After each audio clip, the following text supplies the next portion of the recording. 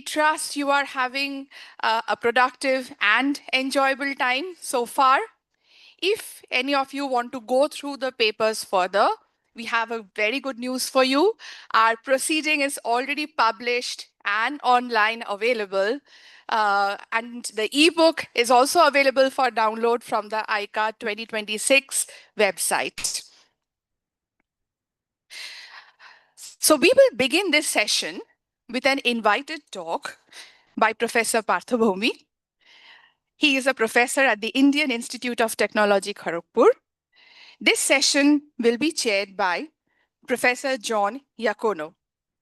Professor Iacono is a professor of computer science at the Free University of Brussels in Belgium. He received his PhD in 2001 from Rutgers University in New Jersey, United States, under the supervision of Professor Michael Fredman.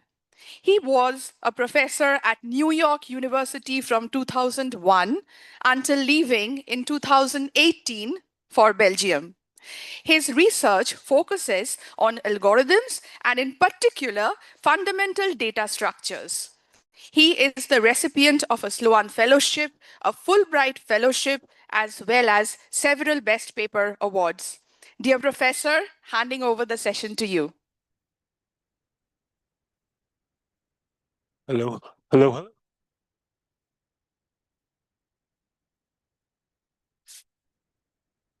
Hello.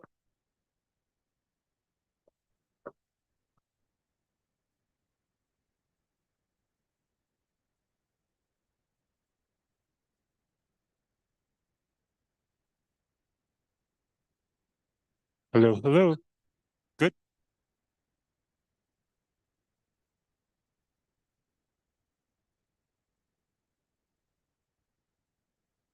One of the student volunteers, I request you to please go to the control room and check the mic.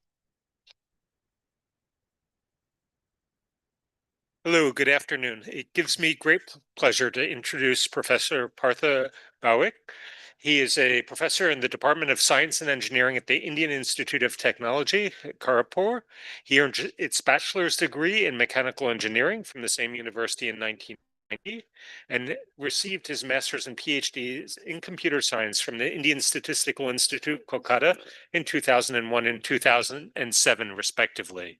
His research interests center on digital geometry and its applications to combinatorial image analysis, digital topology, computer graphics, and computational art. He's co-authored over 120 research publications, one book in digital geometry, and holds 4 US patents. And today he's going to be talking to us about algorithmic art, a lost glory, and its digital renaissance. Please.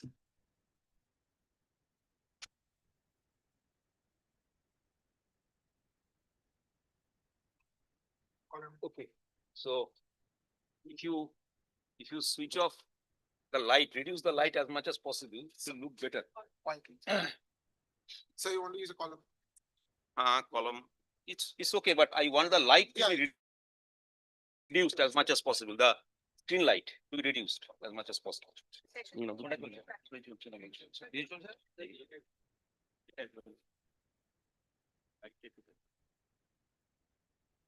দুটোই নেই আচ্ছা দেখছি এক minute ওনার অসুবিধা নেই কলার mic set আছে কলার মাইকটা লাগিয়ে দিতে হলো কলার মাইক এসে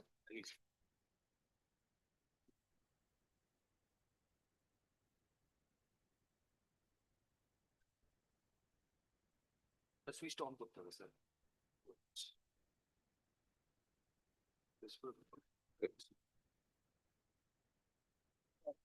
দেখুন হ্যাঁ হ্যাঁ আমি লাইটটা বন্ধ করব দেখি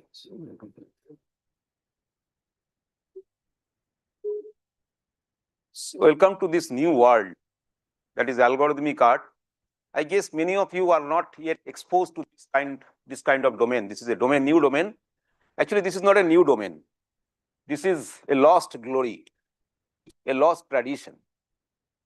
And what is the digital renaissance that I will discuss something about that. It is, the renaissance has not yet started. It is going to start, that I believe. So there is a difference between the terminologies. There are lots of other related terminologies. Computer art, algorithmic art. They are two different things. A computer art is basically a free-form human expression using digital tools like different kinds of brushes, filters, color palette, etc. For example, you can use Photoshop to create, and digital artist creates a computer art like this. A digital art can create computer art like this, and it sells. It sells at different prices. Okay, this kind of art. The advantage of art is that you can scale it up arbitrarily so that when you print it on paper or some good medium, it looks really like a piece of art. So if you are aware, this sells at a very high price because the printing technology has improved a lot over the last few decades. But algorithmic art is different. Algorithmic art is art created through a set of specific rules or instructions. So I will discuss mainly algorithmic art. What is algorithmic art? So it is an art generated by a computer scientist using specific algorithms. So this is the essence of algorithmic art. So you see that this is the architect who is the artist. The architect itself, himself or herself is the artist. And there is some input. The input can be conceived in his mind, in his brain. And then the algorithm is the chisel and data is the stone. Okay? They will work on some data. Assume that the data is the stone. And then the output will have some patterns. The patterns may be periodic, maybe aperiodic, maybe anything, right? But usually periodic in some sense. And this pattern will vary depending on the parameters that are set. Okay?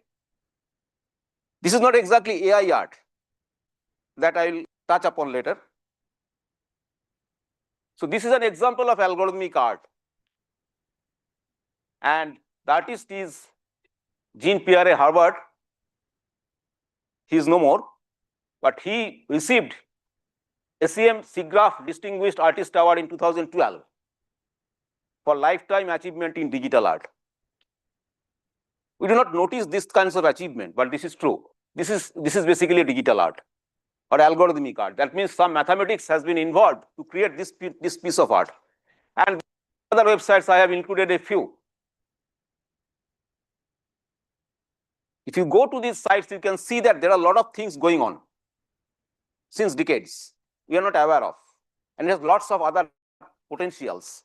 I will touch upon those things that in our group and myself we have explored some things, and these are very new and interesting and also challenging with many open frontiers. So what is algorist? One who bridges code and canvas. That means you have a canvas, you have a code. The code will run, and on the canvas the art will be produced. So it's called algorist. The classical algorists like Harvard and other people, they are all mathematicians, mostly, using original algorithms to manifest artistic vision.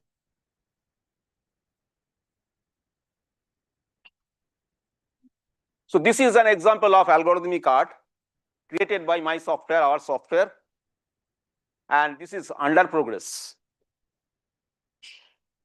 So this is called mandala. Mandala is a Sanskrit word. It means round or circular. Okay. So this is a piece of art. Using this software, you can create arbitrary large mandalas. Now, these are some characteristic property. As you can see, it is very, very symmetric. It is colored, it may be black and white, doesn't matter. I have colored it just to make it nice. And now I'll go one step above. On top of it, I will do something. You just see. The same mandala with the face of Gautam Buddha at the center. It is elevated. I thought basically when I prepared the mandala with an idea that I will use this mandala to enhance the appeal of Gautam Buddha. That's why I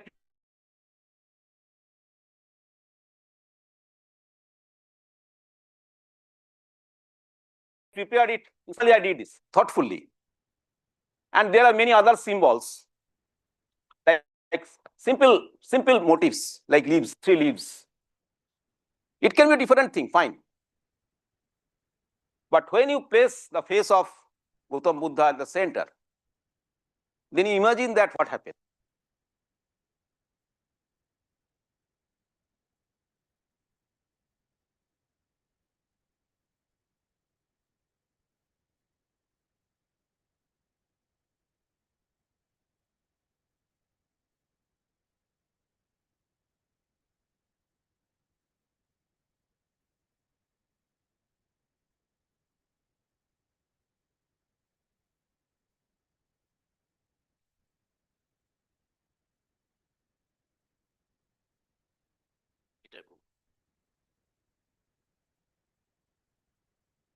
Hello, hello.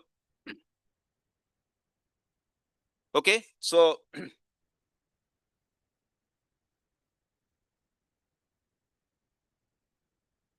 what happened?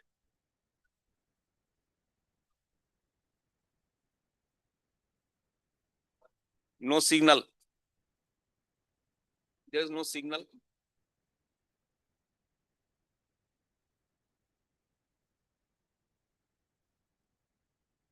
So basically, I want to continue. You see that this is an endless domain. Okay, fine. Now, what are the different forms of art or forms of algorithmic art? So when I dived into what is meant by the word form,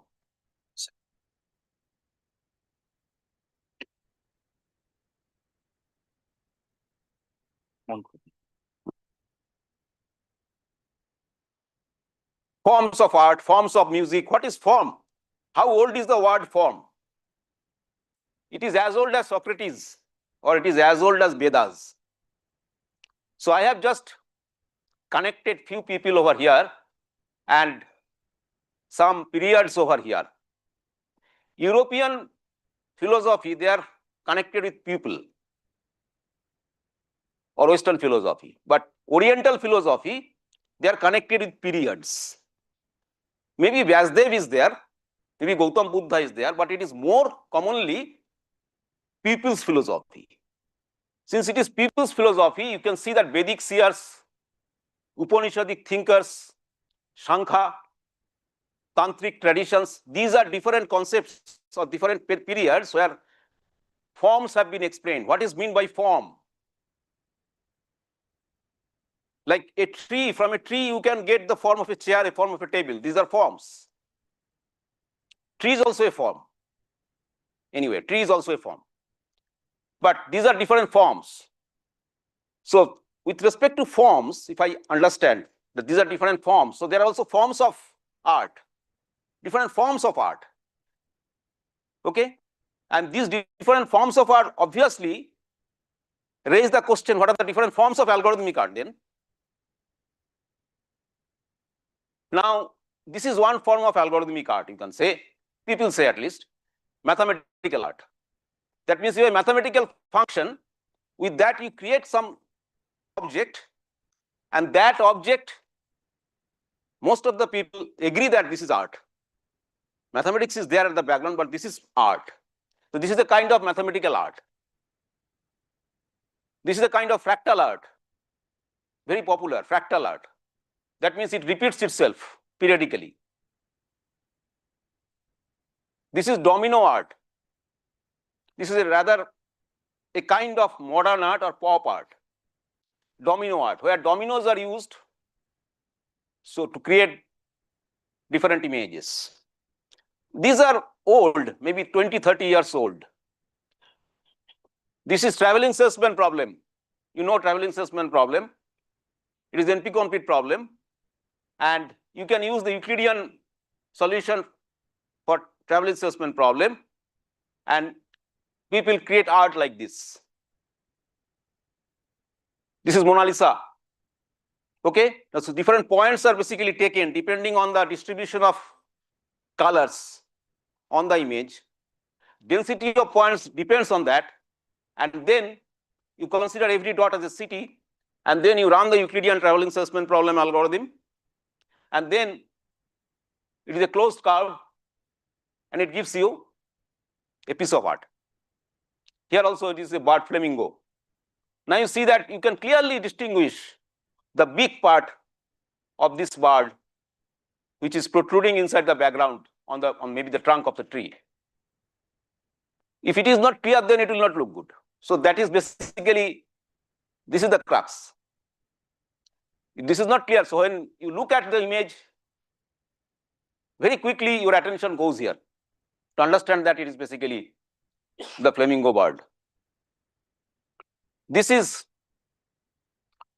hatching or stippling, where you can see that small strokes of random curves, they are not random, to some extent random, are used to render this.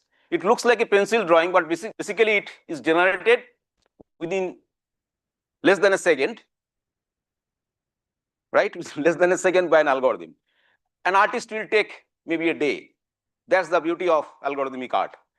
If you are definite about the algorithm, you run it, it will run very quickly. This is digital circlism, another form. What is there? The content is basically two ladies are sitting in some cafeteria and there is some background and you are packing this plane with digital circles. The colors of the circles vary depending on the original color in that particular region.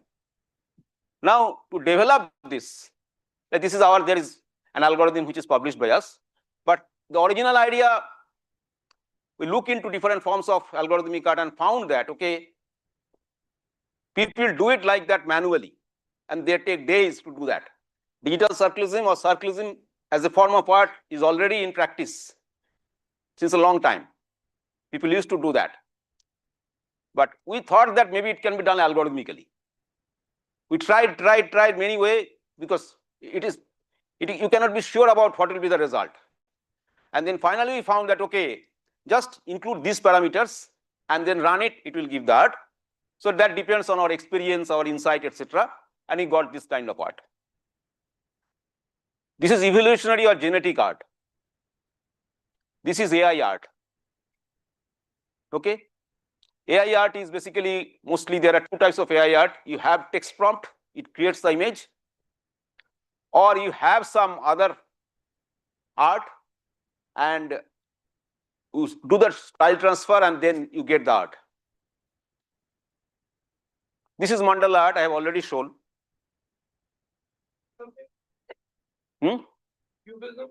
Cubism as algorithmic art, I have not seen. These are forms of art. I have just shown forms of algorithmic art. Maybe it will come up sometime.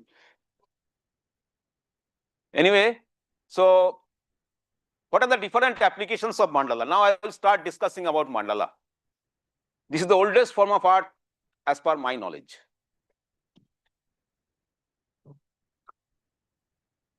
So what mandala gives? What is the importance of mandala? Mandala, first of all, it makes you mindful. When you are creating a mandala, your total attention goes to the mandala.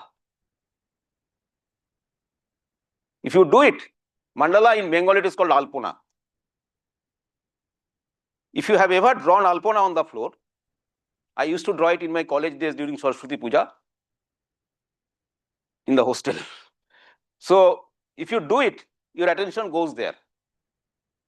You can spend hours after hours without feeling tired. You will be tired, but not much. It is very, very creative. You are basically starting with zero knowledge to draw it. So you become mindful.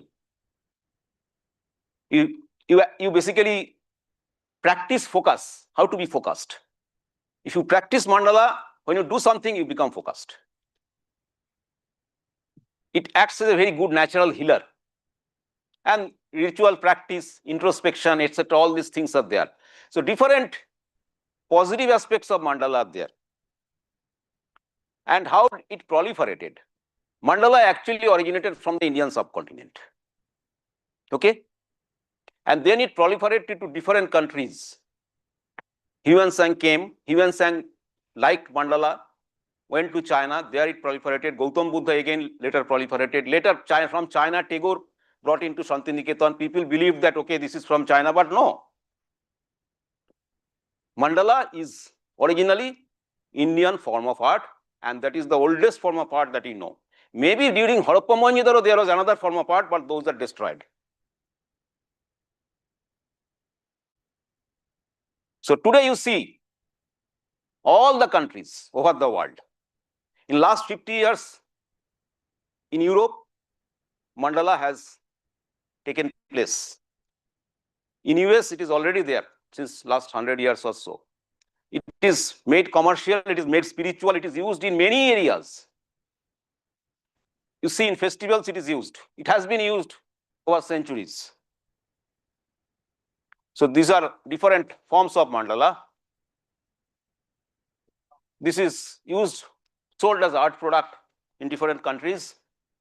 This is used for meditation, used for cancer treatment. Over last 10 years, it has been found that they are to cancer patients.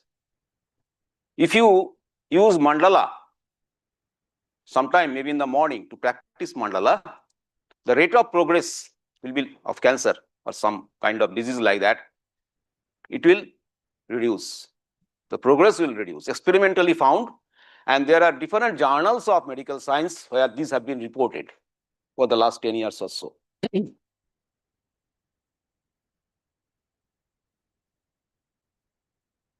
Because as I told you that when you draw a mandala, you focus on your mandala, not in your body. Cancer patients, they suffer more because they focus on their body. If you focus on something else, which is very natural and beautiful, then psychologically it will be very good, right? Like if you do some kind of puja in the morning, psychologically you feel fresh, the similar thing, okay? So what is the lost glory? Algorithmic thinking was embedded in art and culture since our civilization started. So this is an example. This is Vedic altars. Vedic altars means where the homa or the puja used to be arranged. So this was basically, it has a structure of a mandala. Here recursive geometry is used, okay? And different forms of mathematics, symmetry, art, all are combined in that. Used to draw on the floor, large floor. This is an example. And there, the ritual used to happen. And Vedic period, you know, Vedic period is 4,000 years BC. That is 5,000 to 6,000 years ago. These things have been found. This is another form. There are many forms, rather sub-forms of mandala. I am just including this one because this one is very interesting. This is called Pulli Kolam. Okay? And it is a Tamil origin. It is definitely from Tamil Nadu. Centuries or maybe millennium old. People do not know. I have not found in the history. So this is a nice form of art. And it predates Eulerian circuits and knot theory. Because it is an Eulerian circuit. And it is also associated with knot theory in mathematics. Pulli means dot. and column means pattern. Arrange the dots, make an Eulerian tour. It is unicursal, it may be unicursal or may not be. Unicursal means in single loop, you can enclose all the dots. There is a constraint over here. Constant is that in every loop there is exactly one dot. So what is the input? Input is the dots. What is the output? The curves. Single curve preferably, which will enclose each and every dot. Within every loop there will be exactly one dot. So it is an algorithmic problem. It is an algorithmic problem. It came as a form of art. This is an example. So these are 7 dots and you have to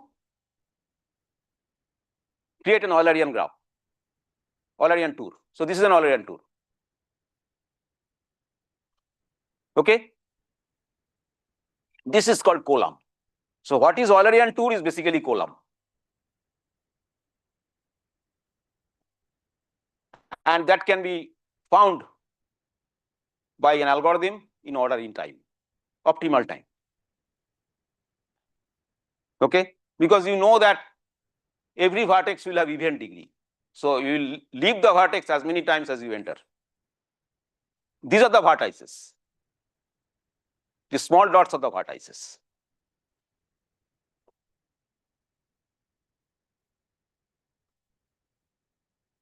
Okay, so you can do it on a grid graph. That means you consider these input dots as grid points on a grid, on a square grid. And then you try to cover them by an Eulerian tour and you really find it. And it looks nice, right?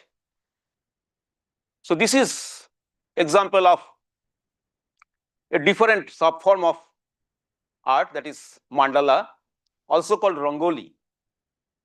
It is also called Rangoli in different parts of India, Thailand, and also maybe Singapore. They work a lot of things. Currently, they are doing works on mandala and Rangoli. So this is a piece of art, mandala, and this embodies recursive patterns, radial symmetry, tessellation, symmetry groups, etc.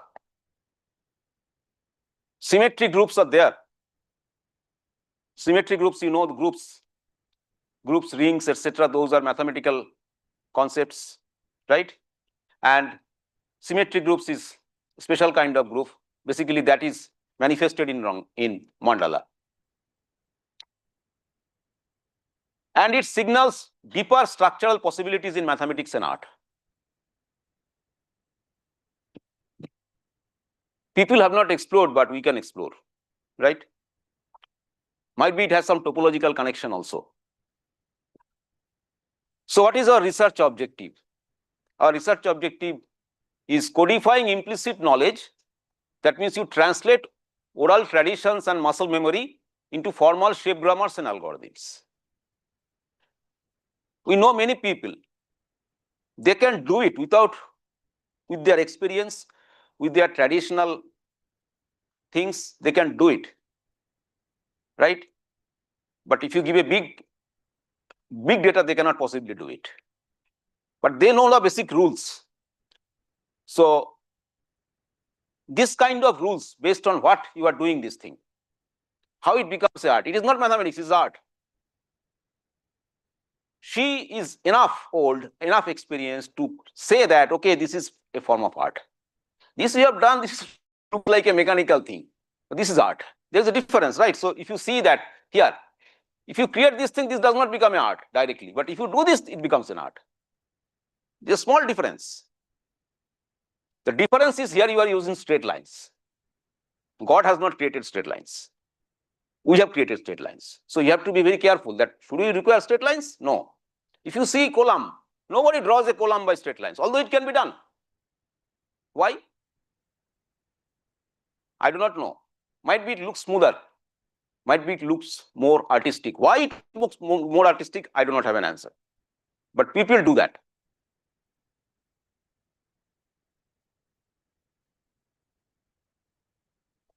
And for digital immortality, That means creating an immutable archive for ephemeral art forms, because they create this kind of mandala every day and they delete it. Next day, create another, delete it. And maybe that what you are doing and deleting, that is lost forever. You create 15 sequence, maybe out of the 15, one is excellent, but you have deleted it. So storing this form of art for future research is very, very important. I have seen people, they do it so naturally, I cannot do it. They do it so naturally that you will be very surprised. How can they do it? There is some logic at the back of their mind going on.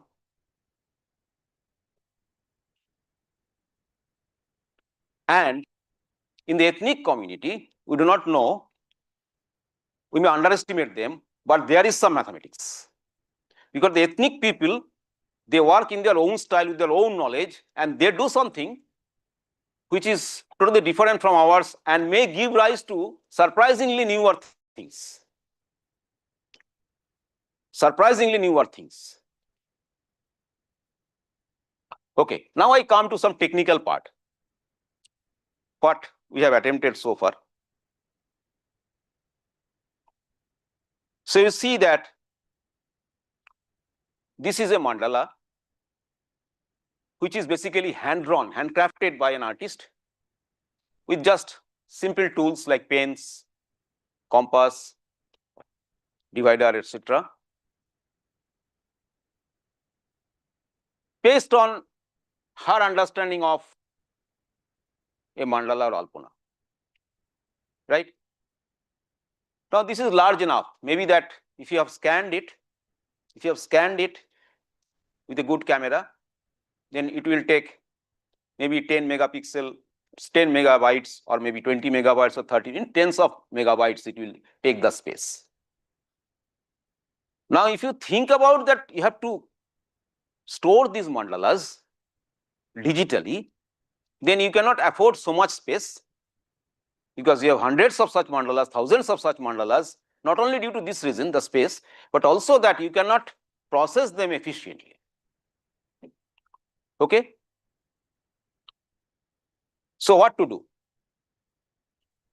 First of all, this is digitally or mathematically not correct or exact.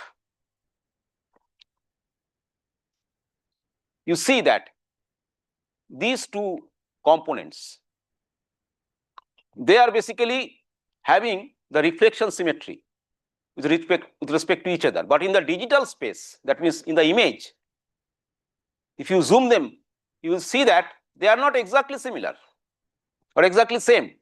They are similar, but not exactly same. If you see the head part here, they are different. That means if you reflect this set, treat it as a set, reflect this set over this, they will not exactly coincide. Then you cannot understand by your program, by your algorithm, okay, this part and this part, this motif, they are basically reflection of each other. Algorithmically, you cannot decide because they are not exactly same. Computer is a machine. It will say yes or no. It will say no, but actually it is yes. When you draw by hand, there will be some aberrations. That aberration has to be taken care. Then what happens is that if you look at this moderately big mandala, then what is there? The content is very small. Just you see there is a flower inside. Then there is a kind of symbol like this, maybe dagger head or arrow head, and it is rotated 8 times. Then this one, rotated 16 times with reflection alternately. Then there are dots and some small symbols. There may be 5, 6 symbols. That's the information over here. Mandala is very, very simple.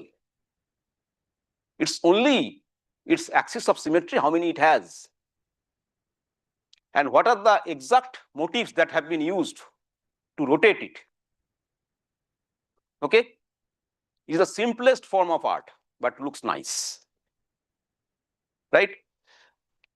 It's simple but beautiful. And what happens is that if you want to make it bigger, you can repeat these pieces later, maybe scaled up. Still looks nicer.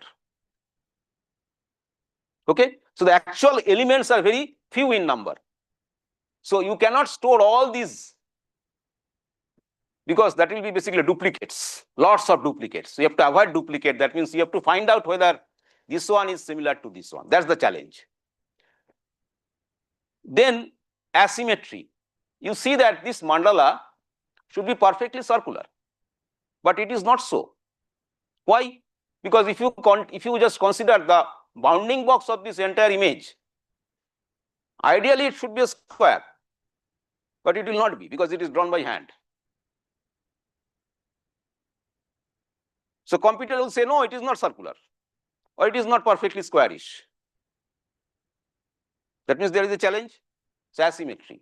Not only that, there may be some symmetric elements like this one. This is actually symmetric element. Itself symmetric. But computer will not understand that. That means you have to do something to understand that it is a symmetric object. Mandala is recursively symmetric. Recursion was inbuilt in mandala composition. Recursion is a mathematical concept, but in art it came much earlier if you look at different mandalas. So this recursion is there here. You have to find it out properly. So where is the recursion? Okay. So these things are the main challenges. That means when you acquire an image, a mandala image, there will be lots of aberrations, lots of distortions, lots of deviations from the actual things, lots of missing elements, lots of distorted elements. You have to understand that it is a mandala, and what is the simplest representation of the mandala. That was the problem we first took up. That given a hand-drawn mandala, simplify it as much as possible. So the final element is very small. Okay.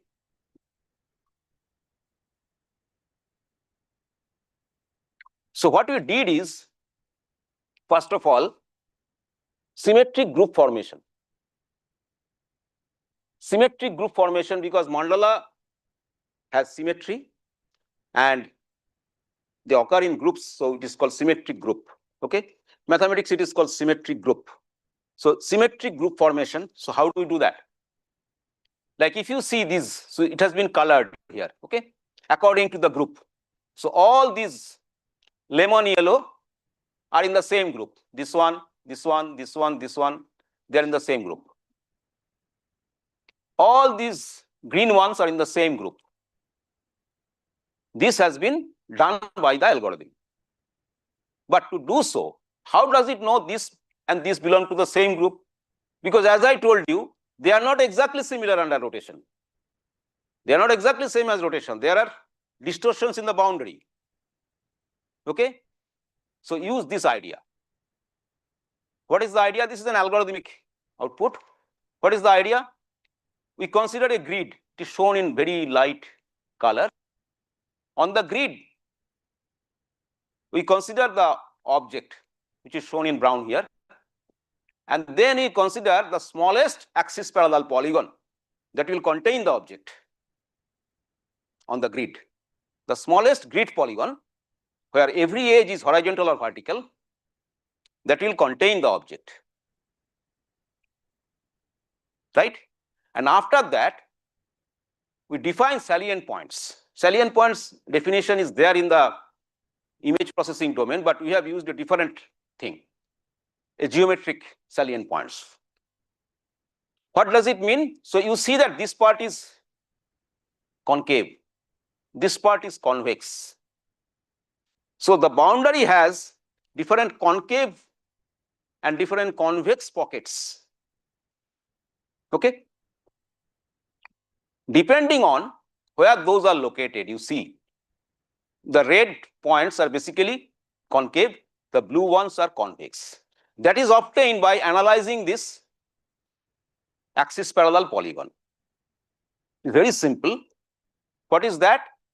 If you consider an orthogonal polygon or axis parallel polygon, then every angle, every internal angle is either 90 degree or 270 degree. Okay, either 90 degree or 270 degree. Now, if two consecutive angles are 90 degree, that means this edge, two consecutive angles are 90 degree. That means that edge lies near a convex part. If it is both 270 degree, then it is concave part.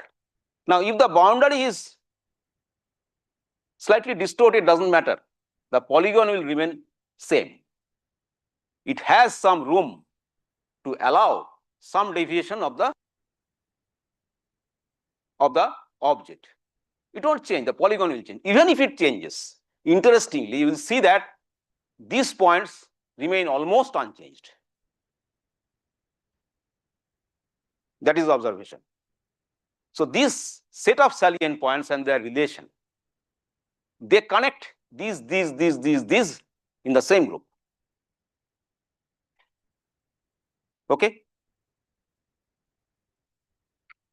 So based on that, and after applying the proximity relation of different components of the mandala, we consider the graph. This is this graph. Okay. Maybe this looks better. So every node basically signifies a component or a motif, or you also call primitive. And if you consider the breadth first search from the central primitive, then it should be connected. So how do you define the graph? How there will be an edge between this and this, but there will be no edge between this and this. Maybe this and this. There is this purple and the blue, because they are far apart. So what we are doing, we are basically blowing up these objects and then make one object touch each other. Okay, and when it touches, that means there is an edge. We will do it unless we get a single tree, because mandala itself is connected, but it is not over connected. Like you cannot say that this one is connected to this. No, this has no association with that one. This is associated with this one associated with this one. Okay, so in that sense, we get a graph, and this graph is important to do further processing that I am not discussing. So you see, when you do mandala analysis, there is geometry, there is graph, lots of things.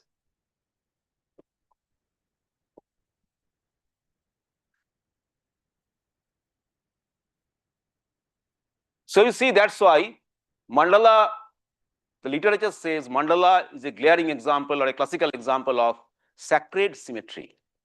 It is not symmetry, it is sacred symmetry. And it is minimal. The art may be large, but basically it reflects a very minimal thing.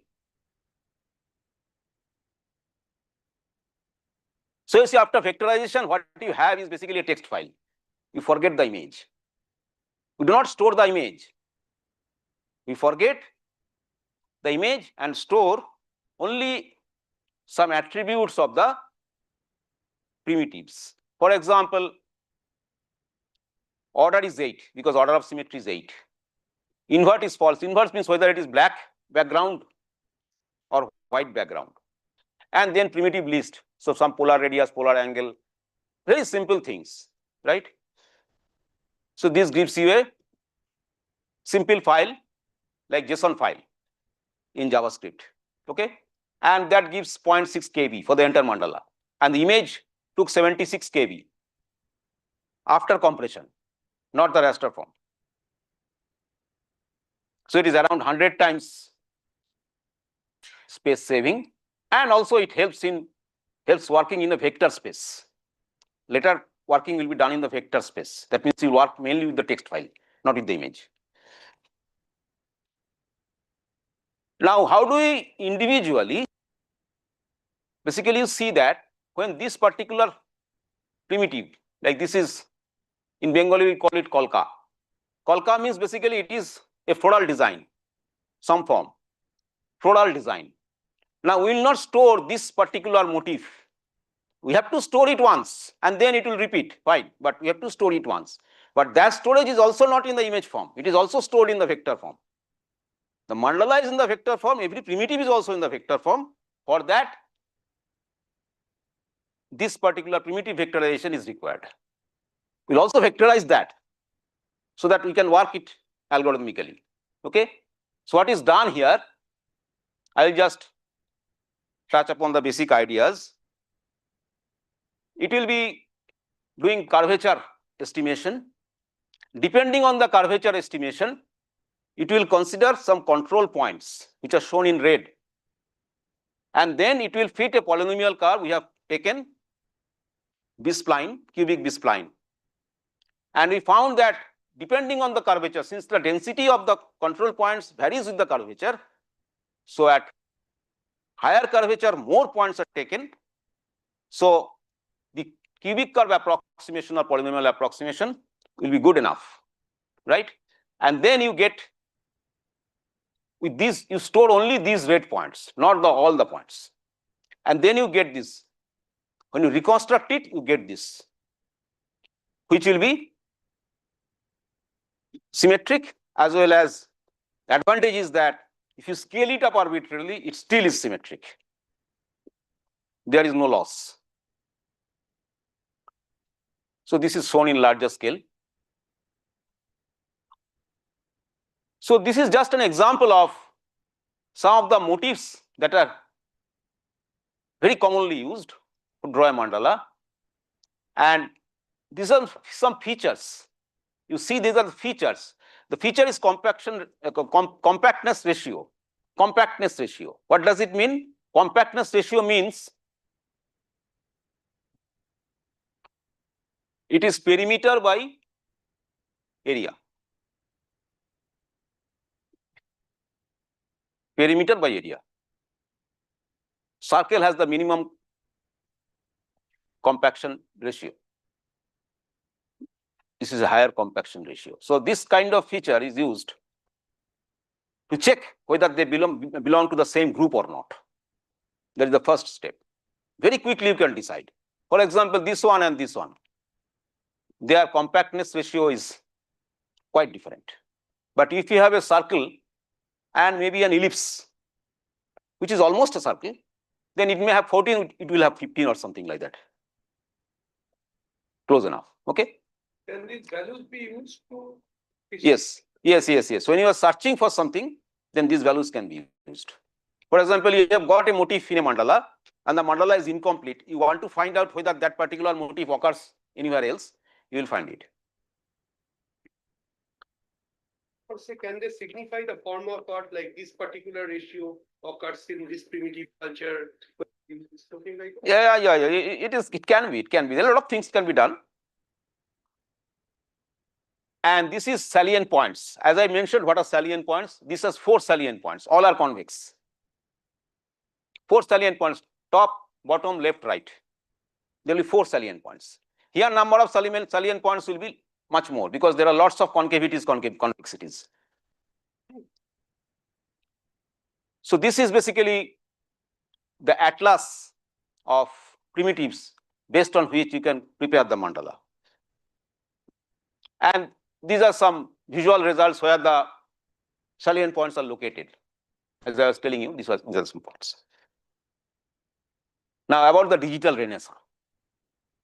What is our idea?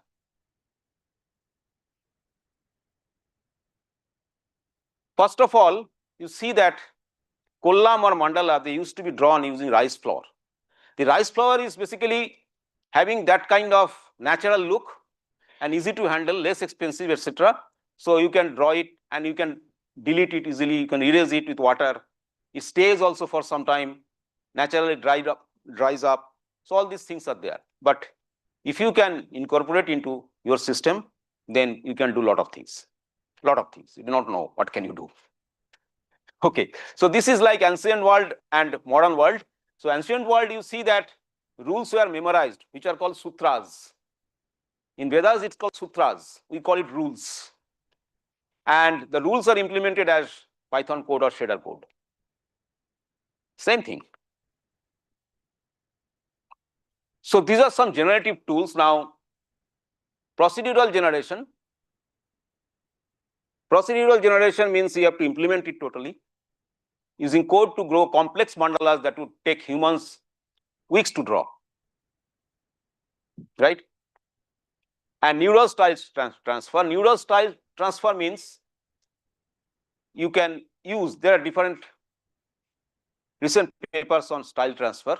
So this is created by our software, by an artist like me. I have created this piece of art by our software. Okay, this is a 2D image. Then after style transfer, we get this. Then the artist must think that, okay, I will use it for enhancement of some, what we called, some weapon of Devi Durga. Okay, Trishul. So this has been used over here. Now when you do it, then its value, aesthetic value increases. Its divine value increases. If you just place the Trishul on a canvas, it will look something. But when you place this one around the Trishul, the aesthetic quality or appeal increases. So you see the mandala basically is doing the job. Okay, this is available online. You can use that, but you have to use it with an artistic mind. Like you can create this within a minute, but you have to plan it, right? What I want to do. Like it was planned like I will use Trishul.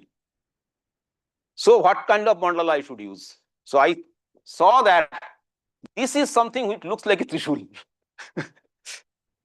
So I'll use that here and then place it over there. There is a consistency. At the central there is a Trishul and the next layer there is Trishul. If you draw here lotus, it will not look good. There is some relation. 5 minutes. These are some other weapons of Goddess Durga. You see that these have been already similar way. It depends on your sense. Now, how do you create this? This is an example I am showing you. This is the mandala first I have created. Simple mandala. And then inside that, I have drawn or borrowed some image of Radha and Krishna. Right? So this is basically the art. This art is already created, you see. Just to make you more convinced about its power, I have used style transfer.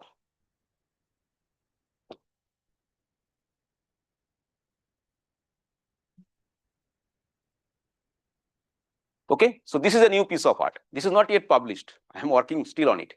Okay, so this is basically the piece of art that, you agree or not? This is a piece of art or not? Is that right? The bottom, your logo? Yeah, we have a group. Mahamandalam. MM. Okay, so this is basically the piece of art that can be created using mandala. Because the origin of mandala is very old, as I told you. We do not know how old it is, and it is used to, it was used for just for rituals, nothing else. Gods, goddess, etc. came later. But we can do it. So this is another rendition. So what is mandala art? It binds the many. Like you have many things, maybe similar, maybe dissimilar. You enclose them inside a mandala, it will look good. You imagine that these pots are there, mandala is not there. It will not look so much attractive. But once you draw a mandala, put them inside, your focus goes there. Mandala art, I thought that since I am coming to this and you have that, this person displayed. So I thought that I should create something. So I created this. So mandala art helps to dive within. Right? You think about Swamiji without any background and Swamiji with a background like this. Obviously, it creates a better effect. Okay? It awakens divinity. It also transcends religion. I have checked.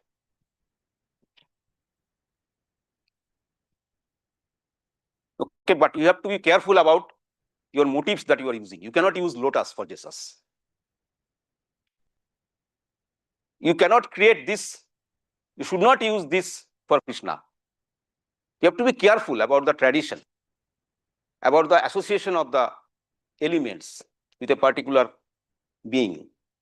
Then you can create that. Okay? Thank you.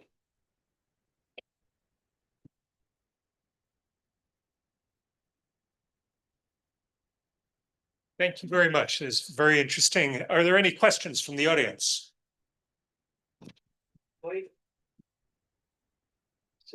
Here. Thank you. First of all, thank you very much. I have never listened such a talk before. Initially, once I have gone through that topic, it seems to me that once algorithm is involved in an art, so might be the emotion of an artist has lost, but not from your No, it is not discussion. only algorithms. The algorithms I am preparing the background. Okay. And after that, I am adding additional components to make it a piece of art. And I am little inquisitive about the structure, the figures. Once it is symmetric, hopefully it will be easier to put an algorithm. But how can you put the asymmetric bodies inside a symmetric one? Okay, you cannot answer it definitely that what will be looking good, what will be not looking good. Like if I put my face inside the mandala, it will not look good. Okay. So you have to know that what will look good, what will not look good. That depends on the artist's imagination, artist's perception. But you have to think about the association, right? For example, I tried with Vidyasagar. Vishwachandra Vidyasagar. And when I put his face inside the Vidyasagar face, if you search in Google, you will not find. You will find only one face, one image. You will not find in Google. Yet I tried with that. And what I found that if you cannot create a circular mandala with Vishwachandra Vidya, at least I could not find. I could not find that circular mandala with center face Vishwachandra Vidyasagar not looking good. But when it made it squarish, it was looking good. No. What about the But the same motifs of Vivekananda, Swami Vivekananda cannot be used over there. I tried and tried. Then I discovered some new motifs. When I placed, it was looking good. So it depends on your association, your sense. Directly, it is very difficult, but something very popular things, very popular concepts like Swamiji, Jesus, Krishna, Gautam Buddha, all people know, those are easy. Those are easy to connect because you know that these primitives or these motifs will look good for that. So you can use that and in your algorithm to create that, and then you superimpose it, and then you do the artistic finish as per your wisdom. This is for your wisdom, whatever you do. It takes time. You see that you cannot do it all on a sudden. After all, it is a spiritual art, a divine art. So you have to think it beforehand that what I'm going to do. You cannot create it randomly. No way. But the algorithm helps you to create it very quickly once you have thought it. Because you see that usual artists, they create things, they're not happy, tear up those things, reject those things, again try, again reject, again try, reject. That is not here. Because you have thought something and then you have rendered something, you are not satisfied, re-render it, it will not take time, na? Because as I told you, I've not discussed everything. Like you have created a mandala, big mandala, and maybe there are tens of layers. And you suddenly thought that okay, the fifth layer is not looking good, I have to delete it. You click it, it will be deleted because you are working in the vector space. You click over there, the entire ring will be deleted.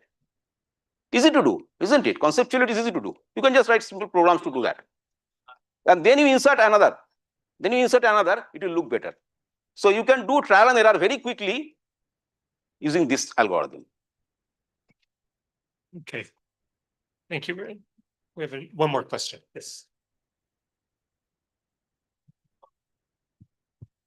So I find some sort of similarity. I'm not sure whether it is meaningful or not. Has fractal got anything to do with Sorry, fractal? fractal. Yeah, Because fractal follows the grammar. yeah, I mean, since this algorithm for creation of mandala of different Yeah. But I have not done that. What I say, maybe that fractals can be because incorporated in mandala. Yes. That can be done, but I have not tried. Fractals may be incorporated in mandala to create maybe a combined form of art, but I have not tried. So another question back there, but going back. Gentlemen, you. When you talked about mandala vectorization, it reminded me about vector graphics, which used to do in the old days. Yes. The series of lines and Right. It is a similar thing. I see some relation between these two. It is a similar thing, but since it is the shape is arbitrary and you have to vectorize it, so you have to go for a mathematical interpretation, mathematical representation. For mathematical representation, actually, how quickly you can vectorize and how efficiently you can vectorize, for that we have used the notion of curvature. Thank you. Okay, thank you very much. I think we're out of time because we have to go into the. Yeah, I understand. But certainly there's a lot of interest in this and hopefully you can have some more questions during the coffee break. Okay, right. Okay, Okay. thank you.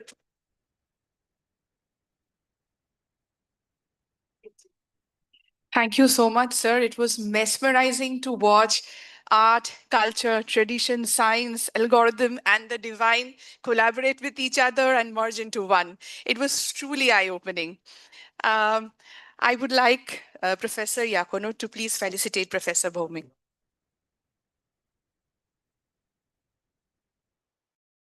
So could you take center stage? Our pictures will come better.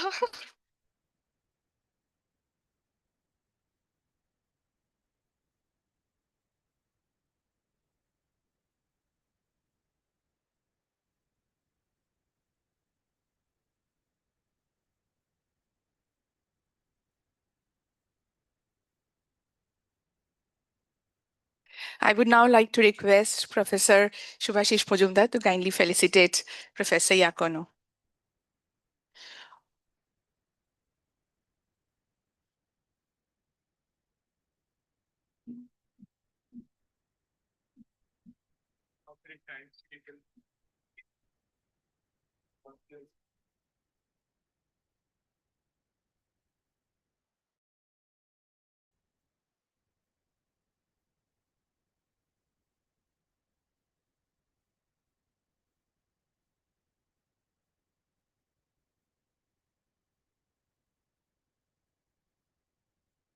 Thank you so much, sirs.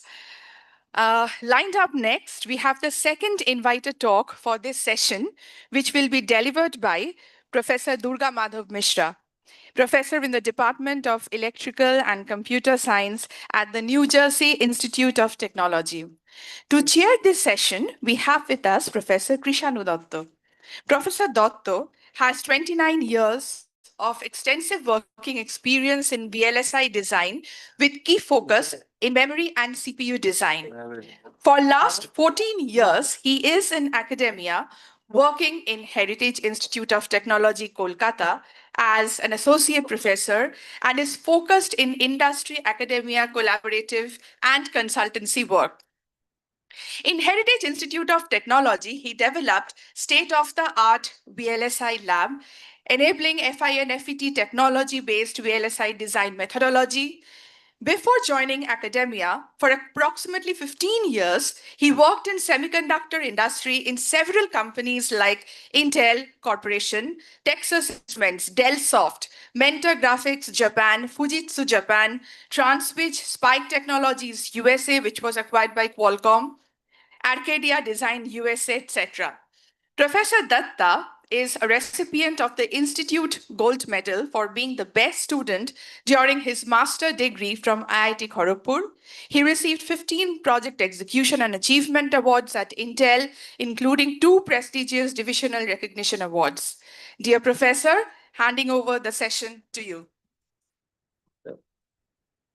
First. Oh, you can make full screen. Just a minute, sir. You make it full screen. Okay. Thank you, Professor. So, let me introduce Professor Durga Madhav Mishra. Am I audible? So just click on the. Okay. Yeah. Now. Let me introduce Professor Durga Madhav Mishra.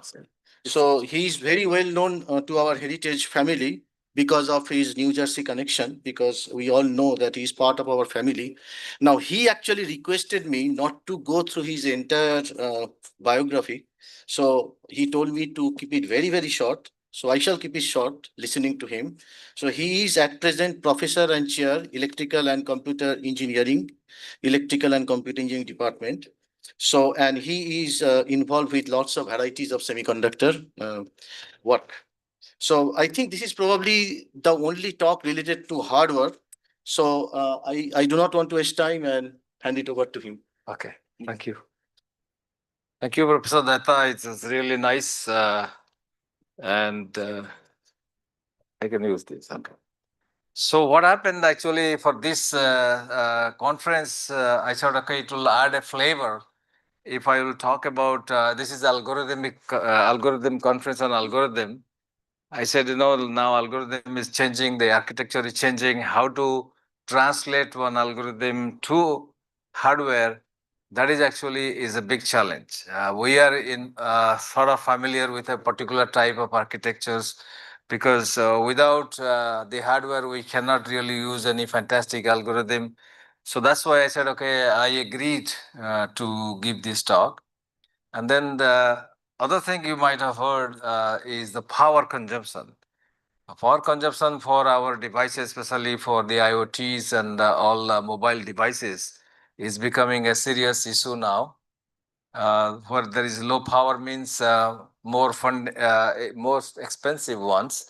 And so that's why I said, okay, I will talk about a little bit about that.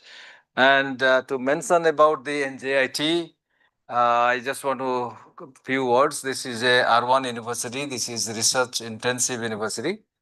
And we have, it's a mostly technical university, and we have around 13,000 students, very close to 20 minutes from New York City. So that's all I can say and about this. So the presentation that I am thinking about, I'll just introduce a little bit basic concepts. In hardware, actually I'm involved in IEEE Electron Device Society, and they are observing 100 years for FET, field effect transistors, this last year and this year. So I will talk about little what is hardware has done to us, and then AI, also a little bit AI and how to do AI hardware, and what we are doing, how to engineering the device level, very tiny nano devices to save some power or maybe make it more energy efficient. And then I will summarize my talk. So the first 100 years ago, this was in October 2025, that was the first concept of field effect transistor was given by Linford and that was a Canadian patent. And then in 1928, they came up with this MOSFET concept, and nothing worked. It's just a concept level that time. So it took almost 30 years sort of things when Bell Labs, they demonstrated that a MOSFET can work.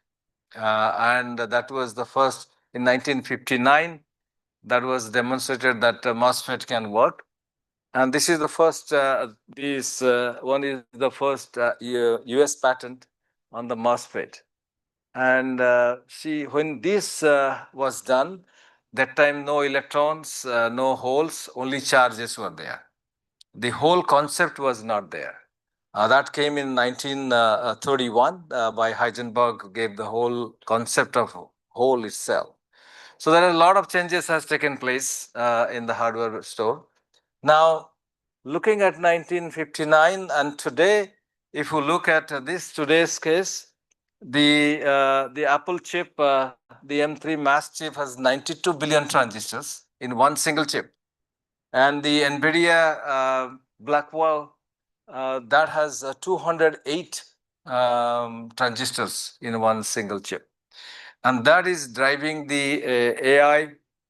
This is mostly AI GPU, so this is based on the neural network chips concept.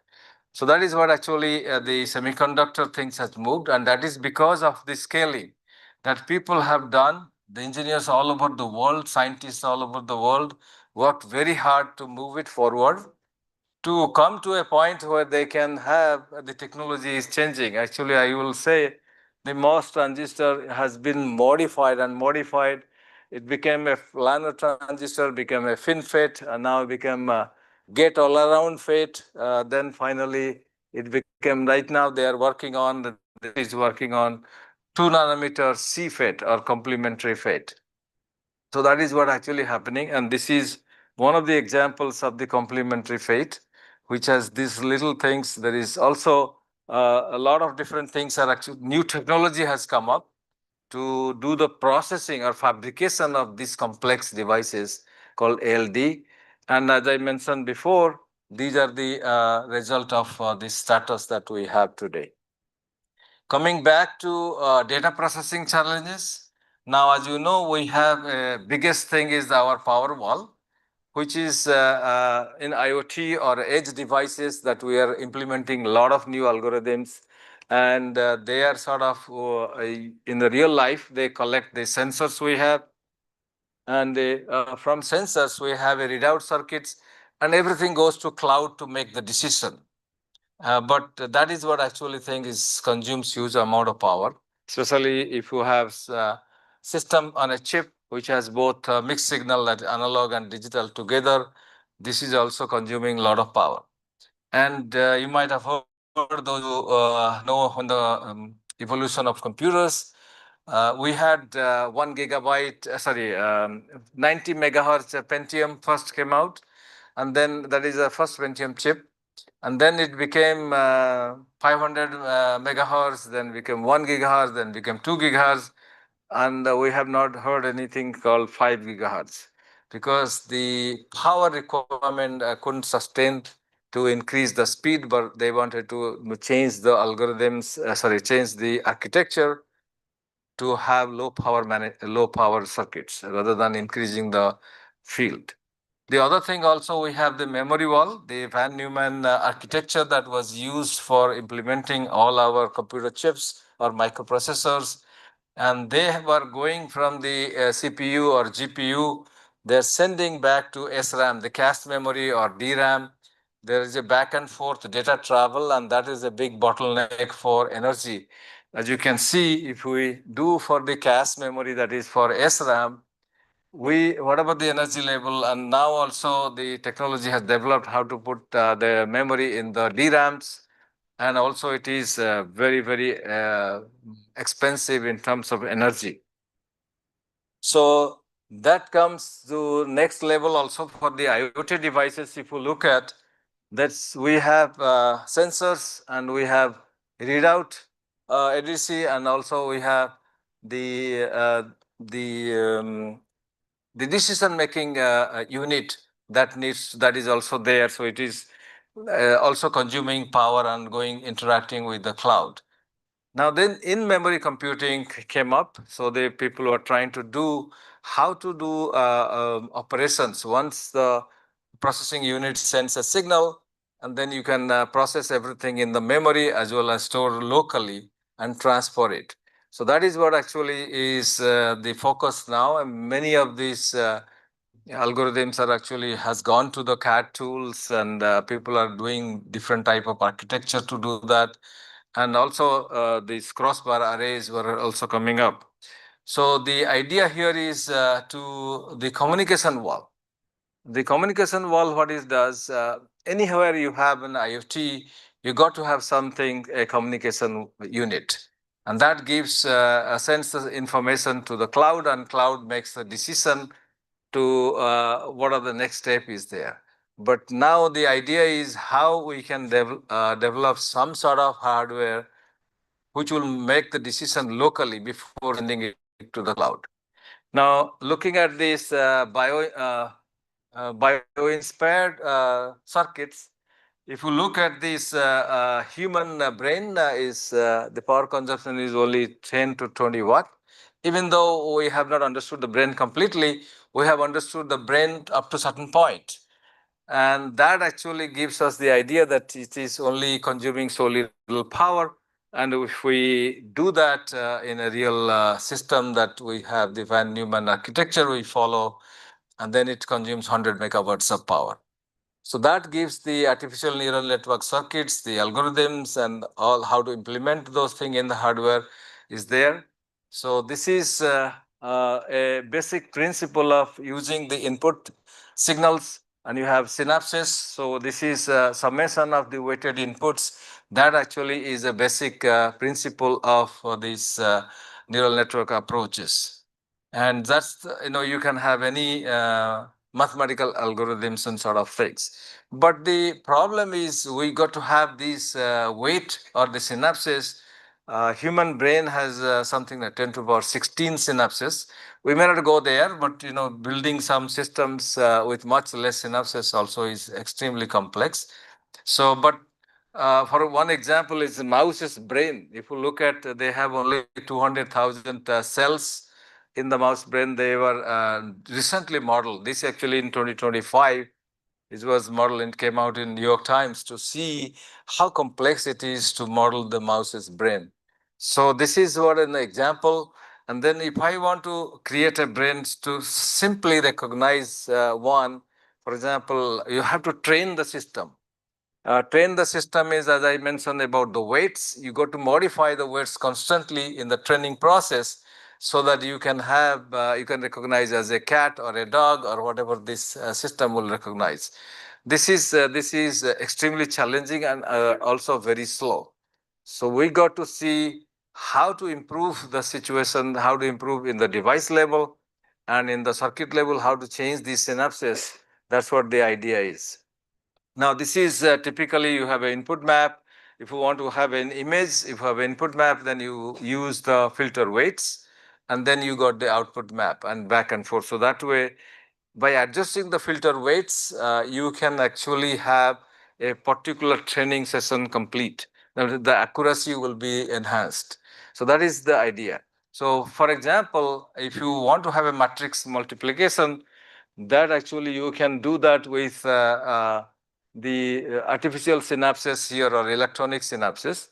And then you can see simply multiply and accumulate. That is the basic principle. And these individual synapses, the NVIDIA chip that you see that each individual one, they use millions of them, and that use 8 transistors. And 8 transistors actually consumes huge amount of power. You might have heard the AI data centers consume huge amount of power, especially in the data centers. And our job, and many researchers now working on how to convert these 8 transistors to a single nano device, and which will behave like we can program and reprogram and change this its resistance, because the basic principle is depends on the voltages that coming on, and based on the resistance of these units or conductance of these units, you can get a current, the voltage times the conductance or the weight. That way you can accumulate all those things to create the system or matrix multiplications. So they have certain the analog crossbar approach that, as I said, this is the synapse, and then we can transfer using a memory star as an artificial synapse. And then implement this thing in the crossbar array. And that I mentioned already about the how to multiply and accumulate. And then you can have a huge amount of data you can store. And these little devices can store multiple labels so that you can vary the weights depending on your requirement. So you can have multi-level cells in a single device. So to implement that as a single device, people have been trying many different devices. So that is STT RAM, that is the spin torque transfer, and this magnetic random access memory. These people tried that thing. And then there is a phase change memory. This is actually magnetic spin. Phase change memory is material, phase change material, which you can actually give an electrical pulse, it melts. and becomes amorphous or polysilicon. Based on that, you can have the conductance. You can vary the resistance or vary the conductance. This is RAM, which is resistive switching devices that depends on the defects or oxygen vacancy related defects that you can implement and form the filament to and adjust the conductance of this device. And then there is a conductive bridge random access memory that is not very popular, but people have demonstrated that. And most recently, they are looking at the ferroelectric RAM devices to implement. That will be based on mostly the polarization properties of ferroelectric material that you have in the structure. So the basic operation of this, you take a device that we work on the RAM switching, mostly defects or the oxygen vacancy related ones. So it is like you take a fresh device which has a random distribution of oxygen vacancies and you apply electric pulse, and then suddenly some vacancies lined up and form a conducting path or conducting filament. And then also oxygen diffusion takes place. So this is actually the first one. Now that is we call, so the device enters, initially it is in a high resistance state, suddenly goes to low resistance state. And the low resistance also can have multiple values, or you can say conductance can have multiple values. If you have a fat filament, then you have the conductance is much higher. And then you reverse the potential, you just flip the pulse differently, different polarity, then you reset the device and it enters the high resistance state. So we are fortunate enough, nature has given materials to behave like this, and you can have multi-level also, depending on the multi-level conductance, you can design those things. So first time actually people try the hafnium oxide, which is already used in the transistor as a gate insulator. So they tried this hafnium oxide and it also behaved that way. It formed the conducting filament and also it ruptures when you apply the reverse bias, it ruptures this one. But the problem was you just don't use one device, you have to use millions of devices. So then they found it consumes, first of all, it consumes a huge amount of power to form the device, to form the first conducting filament. And then applying voltage pulses, you can have a range of resistances. So that within this range of resistance in around 20K and then 15K and 20K. So this is a problem. So that means if you have any value within that range considered as a single weight or single value, so the architecture designers has to understand that. And so that way they can program it appropriately for all the devices in a crossbar array. So then the bottom line comes out, how to build this device, how to make it more energy efficient. So that's what actually we are looking for. First of all, it's a very simple nano device.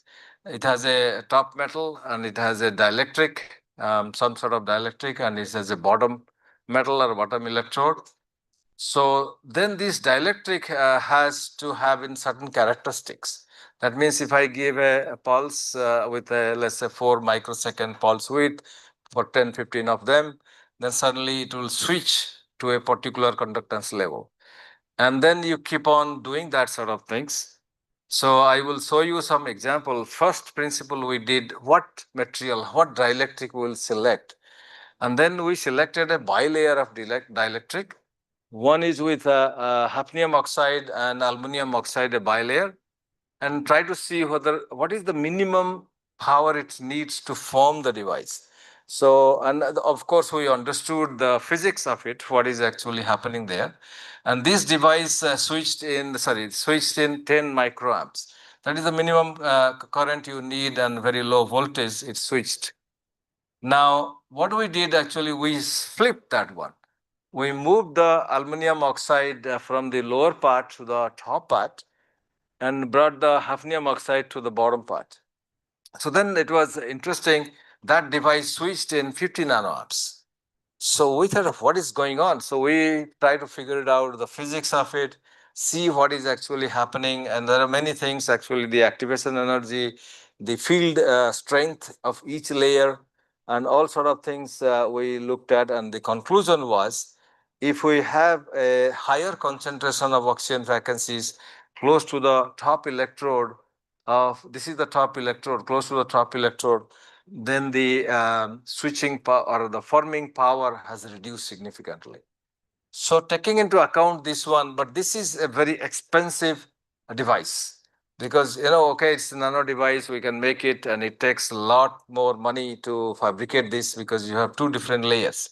So we said, let's go for one layer and play with it. So what we did, we took only 3 nanometer of hafnium oxide, then exposed to hydrogen plasma. And then we deposited another 3 nanometer on the top of that. And that's hydrogen plasma, only some 30 seconds we expose that. Then when you deposit the top plasma, it also does the similar behavior. It passivates the defects underneath and sends the all the defects to the top layer. And that's why very interesting thing happened. We can switch these devices in 3 nanoamp of current. And that means it reduces significantly the amount of energy you need to initially form the filament. And then we compare many other things. Maybe we thought just this is just the one. What about the other devices? What happens to pure hafnium oxide or pure zirconium oxide? And again, with the compare with the bilayer. And that became the winner. That means it is only 120 nanowatts of power it consumed compared to all other devices. It's not single devices. We did the statistical analysis of at least 30, 40 devices in a single wafer. And that gives us the idea that how we can really reduce the energy for this type of devices. The next thing is once the device works with a low energy system, we got to think about how to do these multi-level cells, how to do that. So we try to do that first. You apply a pulse. The pulse is actually, if 20 pulses you apply with 4 microseconds pulse width. And then you, after that, you go to 50 microseconds pulse width, apply also 20 seconds. So you will see this has actually, the conductance has changed from a very nice gap. It actually changed. We did 4 microsecond, 50 microsecond, 1 millisecond. Actually, we gave a large variation, but you can do 50 microseconds and 75 microsecond or 100 microsecond also that way. But the one with hydrogen plasma, this is with hydrogen plasma, gave very nice result. Whereas without the hydrogen plasma, those devices, they didn't show that good conductance quantization. We call it conductance quantization. Then we looked at actually we slowly change the pulse width, what happens there. So you can see that you can achieve very nice conductance quantization. And then we can select the pulse width depending on, so we need a very good gap between two stages. If you have 5 different weights, 5 different or 10 different or 15 different weights you can have. So then you can have to, you got to select the right pulse width to program these little devices so that they will have your weights in there. So this is actually one example. You can select any of them by adjusting the pulse width. But the other thing is, if you devise this device, okay, this device works fine. This has a low energy consumption and it shows also multi-level conductance quantization. But will they last forever? Will they last for at least 10 years or 5 years before the device dies? This is, since it is new, we got to look at their endurance, how often they will work. So we subjected the devices all different programming levels. We looked at for 10,000 cycles. We can do actually million cycles, but since it is a research area, we looked at only 10,000 cycles. And the one which is programmed at 50 microsecond, it shows very nice uniformity over 10,000 cycles. Some of them actually drifted here, and this one also drifted downwards. So we understood there is a physics behind that. There is a local recombination that can shift this one if it's not, the conducting filament is not robust. But whereas the other devices, we tried all 4 devices, there are a lot of discrepancies or variation we observe. So the idea is how to make these devices robust.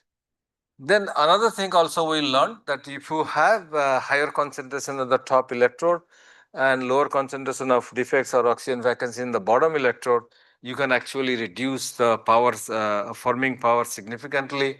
So we intentionally did that one experiment where we pushed the bottom part, we gave a nitrogen plasma exposure so that it will, before we did the hydrogen plasma, before we did the deposition, when we did that, because nitrogen presence actually removes a lot of oxygen vacancies.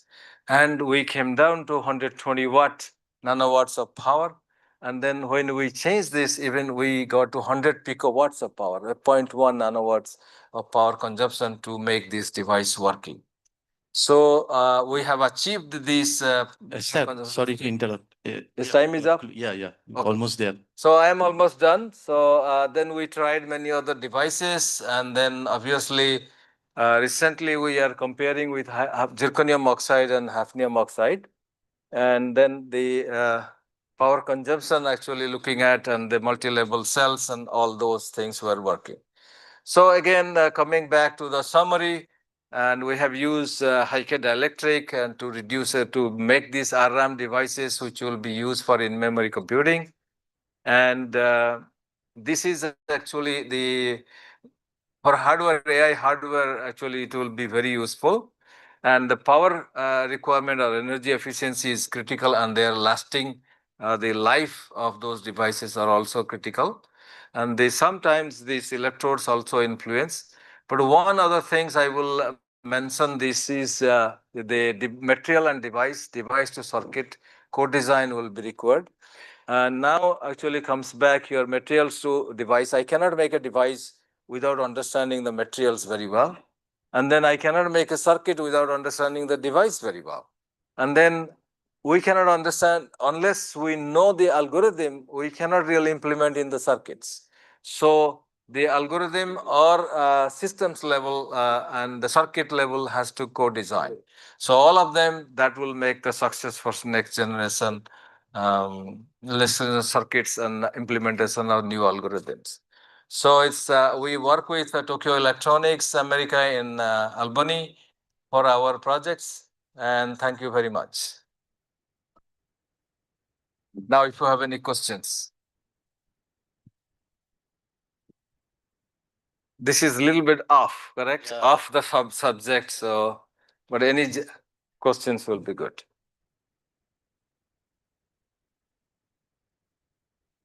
Yeah, I understand that it gives a lot of savings in terms of power. Yes. What is the performance trade-off? Is there any plots, or they are almost negligible drop in the performance? No, Is the switching speed? The performance is very good because we got low power, we got the endurance, we got the multi-level cells. As far as the performance, it is there. But thing is, we have not tested for a long term. For example, we have to go to 1 million cycles. Now we have only used 10,000 cycles. So that is actually the reliability part is still missing. But the performance is good, and performance and power, energy savings is good. Any study with the noise margin level? How good is the noise margin? Okay, for this? That's a good question. The noise margin level, what happens if we want to do that? That is within, I'm not talking about the signal to noise ratio, but within the noise margin, there is a distribution of the conductance values. So that is actually I consider is noise. It's not uniform, exact for the same pulse width or same potential. It's not uniform across all the devices. We have studied around 100 devices each level.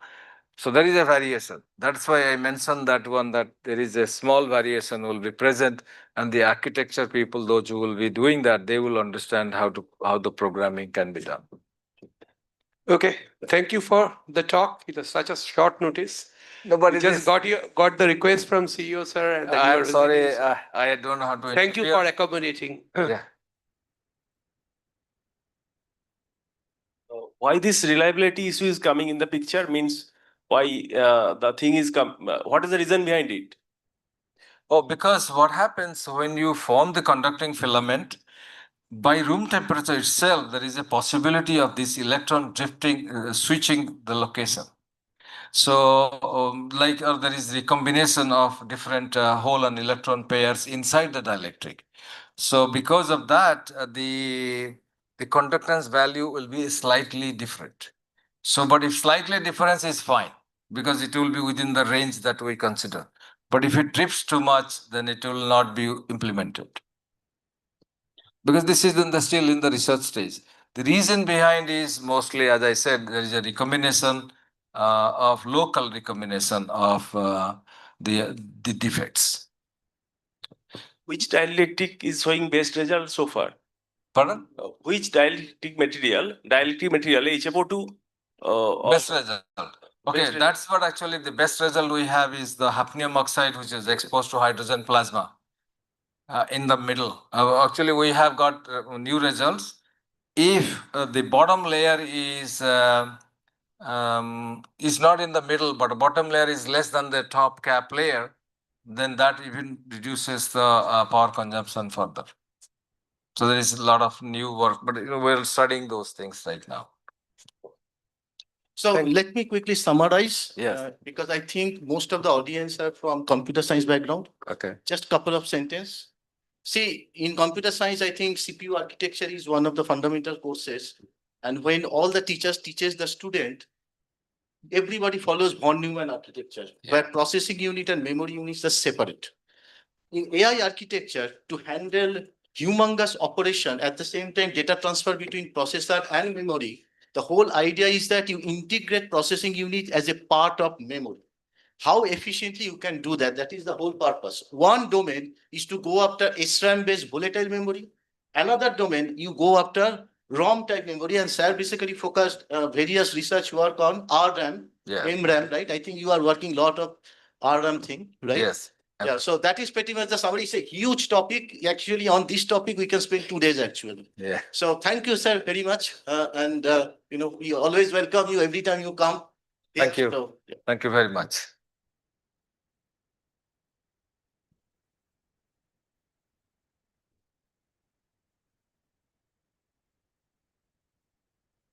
Thank you so much, sirs. Deeply grateful that you fitted us in spite of a very packed schedule. I would now request Professor Datta to kindly felicitate Professor Mishra. Thank you for listening, because I didn't know, so it was a big challenge for me It to. was invigorating, sir. Okay. Thank you. Thank you. That's okay. Give this. I see the certificate. Thank you. I request Professor Anup Kumar Sen to kindly felicitate Professor Datta.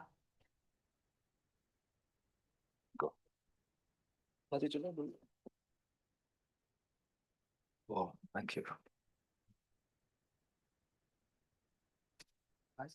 Yeah. Because compatibility issue for the pen drive and the Mac, the PDF transfers might not be possible. If you don't mind, could you airdrop me the PDF and I can send it to them? Yeah, I can airdrop. Yeah. Yes, sir. No, airdrop, I will see from my Mac. Yeah. Oh, sorry. No, sure. No problems. Thank you so much. We will now take a quick 10-minute TCOM networking break. We have a long day planned for you, so please meet back here at 3:45 for the next session. Thank you.